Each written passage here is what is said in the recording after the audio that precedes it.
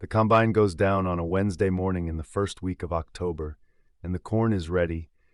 and the weather forecast is showing a 7-day window of dry conditions that will not repeat itself in any forecast that extends beyond that window, and that may not repeat itself at all before the calendar turns the harvest season into something considerably more expensive and considerably more logistically complicated than it needs to be if the combine is running. Tom Broer knows all of this when he climbs down from the cab of his Massey Ferguson combine and stands beside the machine in the middle of a field that has 380 acres of corn in it, and that has had this specific combine working it since 6 o'clock that morning until the moment at 9:47 when the feeder house drive shaft sheared at the coupler and the machine stopped feeding crop, and told Tom, in the particular language of mechanical failure during harvest, that his morning was over and his afternoon was going to be spent on the phone rather than in the cab. He photographs the failure before he does anything else, which is the habit of a man who has learned that documenting a mechanical failure at the point of discovery produces information that becomes useful in ways that are not always apparent at the moment of documentation. He photographs the sheared shaft from 4 angles, photographs the coupler faces where the failure occurred, photographs the feeder house drive configuration that the failure is part of, and photographs the hour meter on the combine's instrument display, which shows the machine's total operating hours at the time of the failure. Then he calls the dealer. The dealer is a franchise dealership 40 minutes from Tom's farm, the dealership where Tom purchased this combine 4 years ago, and where he has had every scheduled service performed since the purchase. The service manager who answers Tom's call is a man named Kevin, and Tom has spoken with Kevin enough times across 4 years of scheduled service visits and 1 previous in-season repair to know Kevin's professional manner, which is competent and measured, and occasionally slower to arrive at a conclusion than Tom would prefer, but which generally arrives at the correct conclusion when it does arrive. Tom describes the failure specifically, gives Kevin the part numbers he has already looked up on the machine's parts schematic while standing in the field waiting for the call to connect, and asks Kevin what the lead time is on the feeder house drive shaft assembly and the coupler components that will need to replace what's sheared. Kevin says he will check the parts system and call Tom back within the hour. Kevin calls back in 40 minutes. The lead time on the feeder house drive shaft assembly is 6 weeks. The regional distribution center does not have the component in stock, and the manufacturer's production schedule for that part number shows a 6-week window from order to regional distribution center to dealer delivery. Kevin says this with the professional sympathy of a man delivering information he did not create and cannot change, the tone of someone who understands what 6 weeks means to a farmer in the first week of October, but who does not have a different number to offer. Tom asks about any alternative sourcing. Kevin says the manufacturer's parts network is the only channel the dealership can use for warranty-relevant components on a machine that is within its service agreement period, and that the feeder house drive components are in a category that the service agreement covers, which means using non-dealer sourced parts would affect the service agreement's coverage on the repaired system. Tom asks Kevin to place the order and tells Kevin he will call him back. He does not call Kevin back that afternoon. He drives back to the farm and goes into the machine shed and sits at the workbench where his laptop lives alongside the parts reference binders and the service manuals and the farm journal, and he opens the laptop and begins the part search that Kevin's 6-week answer has made necessary, whether Kevin anticipated it or not. Tom is not a man who accepts a 6-week answer during a harvest window as a final answer. He is a man who accepts it as the dealer's answer and then determines whether the dealer's answer is the only answer that exists, which it almost never is. For a component on a machine that has been in production long enough to have generated a secondary market for its parts, and the Massey Ferguson combine in question has been in production long enough to have generated exactly that secondary market. He begins with the part numbers he already has from the machine's parts schematic. He runs those numbers through 3 independent agricultural parts distributors that he has used for other components over the years, distributors that operate outside the manufacturer's franchise network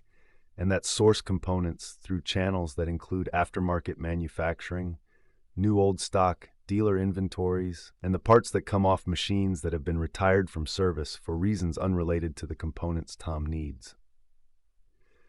The first distributor has the coupler assembly in stock from an aftermarket manufacturer whose specifications Tom checks against the OEM specifications and finds equivalent on every dimension and material grade that the schematic documents.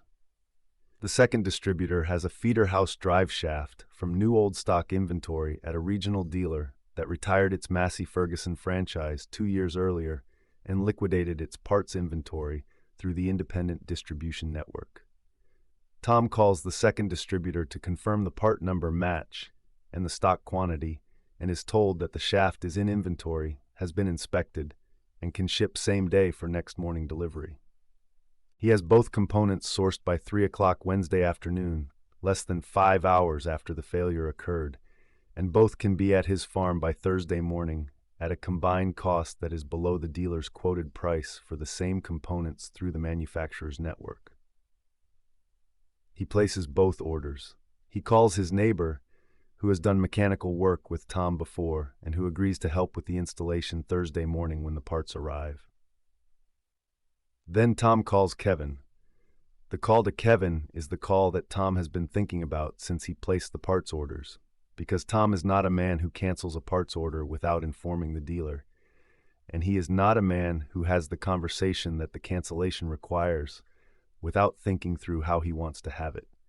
He tells Kevin that he has sourced the feeder house drive shaft and coupler components through independent suppliers and that both parts will arrive Thursday morning and that he will be back in the field by Thursday afternoon and that he needs Kevin to cancel the manufacturer's network order.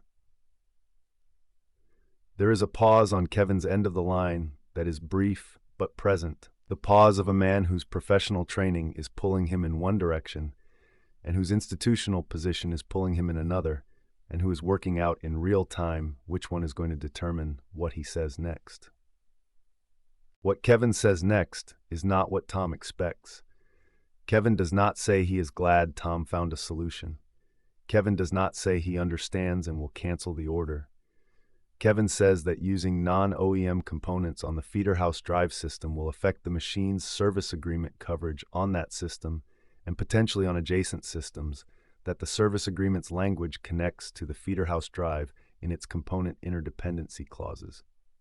He says this in the careful language of a man who knows that what he is saying is technically accurate and who also knows that what he is saying sounds to the man on the other end of the line who has been standing next to a broken combine in a field full of ready corn since 9:47 in the morning, like an institution protecting itself at the expense of the customer it is supposed to be serving. Kevin says he would encourage Tom to wait for the manufacturer network order rather than risk the service agreement coverage. Tom asks Kevin how he is supposed to wait 6 weeks for a part when the harvest window is 7 days and the corn is ready now.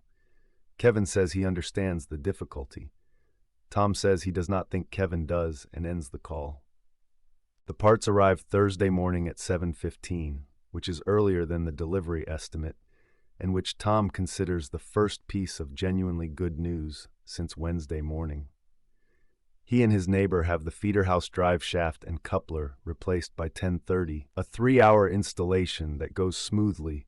because Tom documented the failure configuration in his photographs, and because the aftermarket shaft is dimensionally correct in the way that a correctly specified aftermarket component is correct, which is to say that it fits where it is supposed to fit and mates with the components it is supposed to mate with, and does not require the adjustments and workarounds that an incorrectly specified component would require. Tom starts the combine at 10:45 and runs it through a complete operational test in the farmyard before driving it back to the field, checking the feeder house drive operation through its full speed range, checking the coupler engagement under load by engaging the feeder house against resistance, confirming that the repair has restored the system to correct operation before committing the machine to a full field day on the corn that has been waiting since Wednesday morning. He is back in the field by 11:30 Thursday morning, 38 hours after the failure, and the combine runs through Thursday and Friday and Saturday without incident, covering ground at the pace that the weather window requires and that Tom's schedule allows when the machine is working rather than sitting. By Sunday evening, he has covered 190 acres of the 380 that the field contains,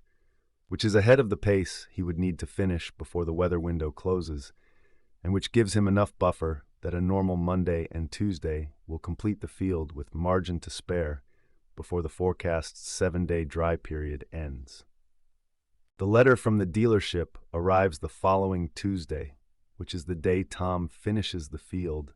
and he picks it up from the mailbox on his way in from the final field pass and reads it sitting in his truck with the combine parked behind him and the field empty in front of him. The letter is from Kevin's service manager, whose name is above Kevin's on the dealership's organizational chart, and who has apparently been informed of the Wednesday and Thursday conversations and has decided that the situation requires a formal, written communication rather than a follow-up phone call.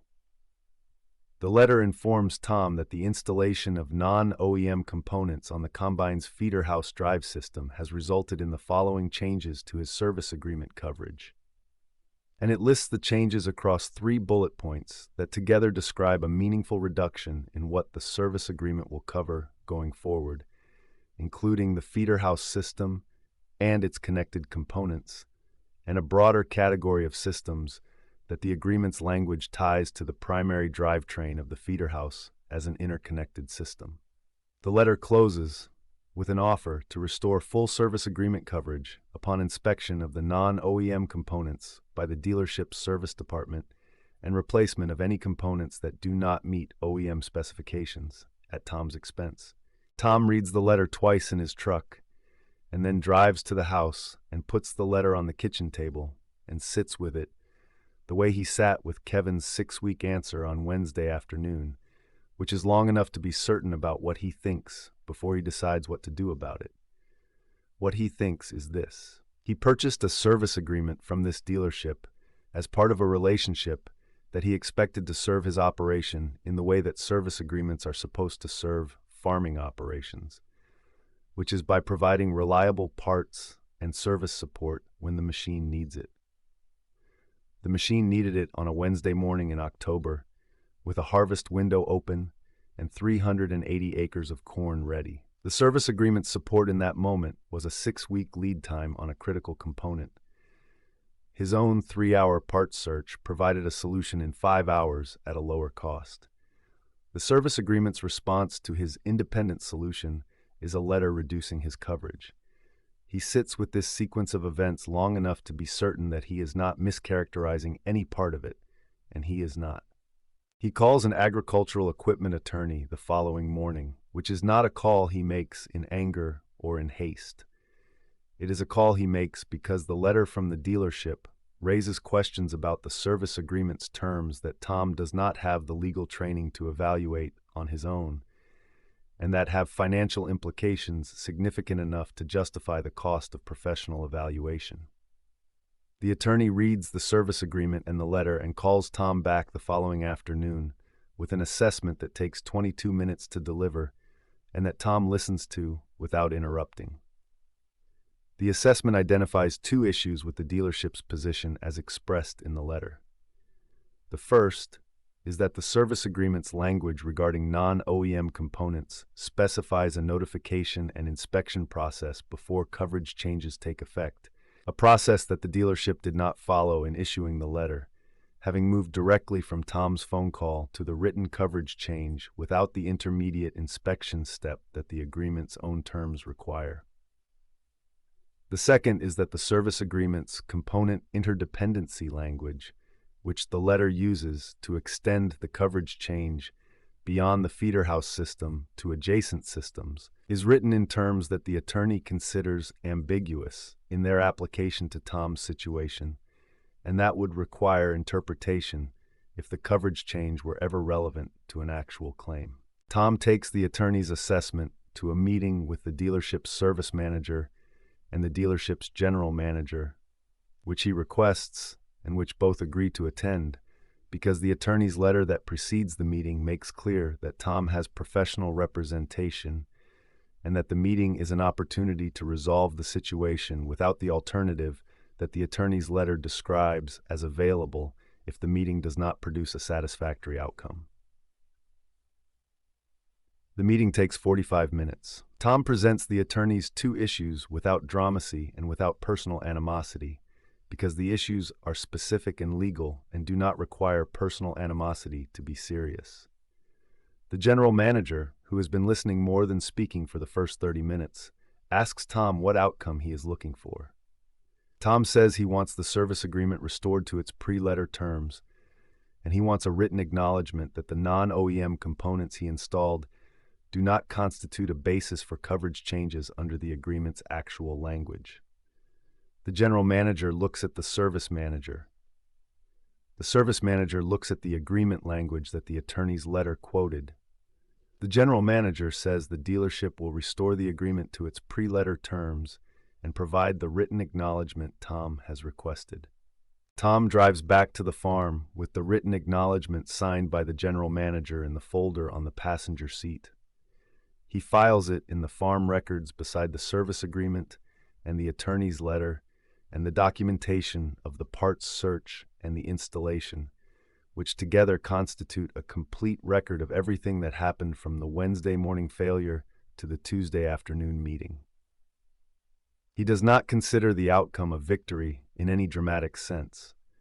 He considers it the correct outcome of a situation that the dealership created by responding to a customer's legitimate independent solution with a punitive coverage change that the agreement's own terms did not support, and that the correct outcome required a meeting that should not have been necessary, and an attorney's letter that should not have been necessary, and 45 minutes of the general manager's time and the service manager's time and Tom's time that should not have been necessary. He files all of it and puts the folder in the cabinet and goes back to the field to start the fall tillage. The combine parked in the shed behind him, with the aftermarket feeder house drive shaft turning correctly inside it, doing what the part was specified to do, which is transfer power from the drive system to the feeder house without shearing, a function that the manufacturer's network would have been able to support in 6 weeks, and that Tom needed supported in 3 days, and that the independent parts network provided in 5 hours for less money, and that the dealership's response to turned 48 hours of problem solving into 3 weeks of legal correspondence before the situation arrived at the outcome that a service relationship built on mutual respect rather than institutional protection would have arrived at on the first phone call. What Tom does not do in the days immediately following the meeting is talk about the situation publicly. He does not mention it at the co-op or at the elevator or at the fuel stop, where the morning coffee conversation covers most of what has happened to most people in the county over the previous week. He does not post about it on any of the online farming forums he participates in under his own name. He does not call other Massey Ferguson operators in the area to share the account. He keeps it inside his farm records and inside his own assessment of the relationship, not because he considers it a private matter in the way of something embarrassing, but because he considers it a resolved matter in the way of something that reached its correct outcome through the correct process, and that does not require public discussion to be understood or to have meaning. The meaning is in his files, the outcome is documented, the machine is working. He does not need an audience for any of that. He does, however, have one conversation about it, about 3 weeks after the meeting, with a neighboring farmer named Carl who runs a mixed operation 2 miles east and who has been a Massey Ferguson customer at the same dealership for longer than Tom has. Carl asks Tom directly one afternoon at the grain elevator, having heard from someone that Tom had some kind of situation with the dealer over parts, whether the account he heard matches what actually happened. Tom tells Carl what happened in the same factual sequence he would put in a written record, without editorializing and without the particular inflation that stories acquire when they are told as grievances rather than as accounts. Carl listens to all of it and then asks one question, which is whether Tom thinks the dealership would have responded the same way to the coverage change letter if Tom had not had attorney representation when he requested the meeting. Tom says he does not know and that he did not test the alternative.